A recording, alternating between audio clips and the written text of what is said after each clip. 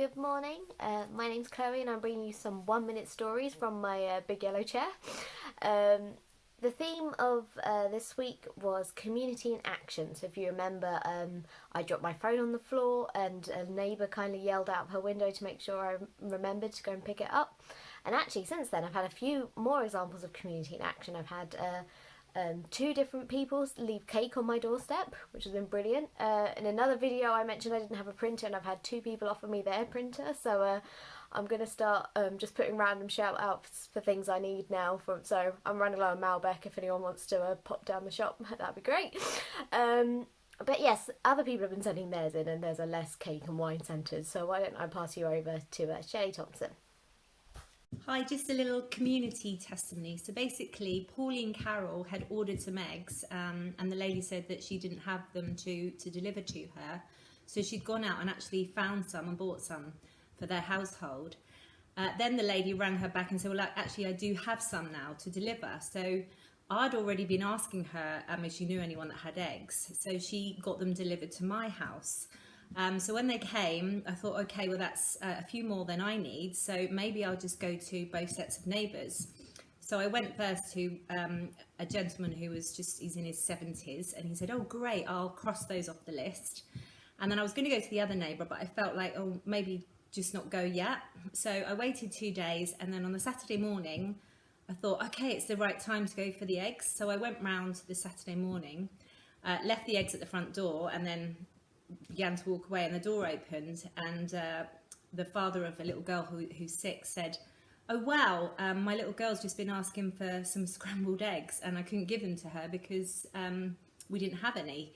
So great, thanks. And so that really made me happy, going away thinking God knows our needs before we ask. So hopefully that can encourage you as well to share with your neighbours and friends, because if we listen to God, he's got just the right thing that they might be asking for. Thanks. Hilary Vincent said, I've been home self-isolating with symptoms and feeling very unwell, but I'm so grateful for the lovely people who have delivered surprise flowers, posted a bar of chocolate through the letterbox, left a bag of groceries on the doorstep and offered to go shopping for me, all of which has helped me to feel less isolated and more connected to my community. Thank you. Julie says, took the children for a walk on Palm Sunday and we went into the local churchyard as the day was so lovely and the primroses were so beautiful. Outside the church were palm crosses for people to take, so we took one each, and then I suggested to the children that we should stop and pray for everyone working so hard because of coronavirus, and ask Jesus to look after them and help us all as a country. And Edith also sent in her 1 minute story that I'll read out to you now. I feel very emotional when I hear the clapping and the thanks for all of our NHS staff, for cleaners, for drivers, supermarket workers, all of whom are usually unseen. They all deserve our grateful thanks, and I am so pleased that they get an official and heartfelt appreciation by the country at large for the work they do. As I clap, I see God working constantly for us by maintaining everything around us. And if he allows to withdraw his protection for 1 minute, there is chaos. However, in the most horrible time in our lives, he gives us creative thoughts and encourages caring people to support us. Let's clap in thanksgiving to our Creator and Saviour.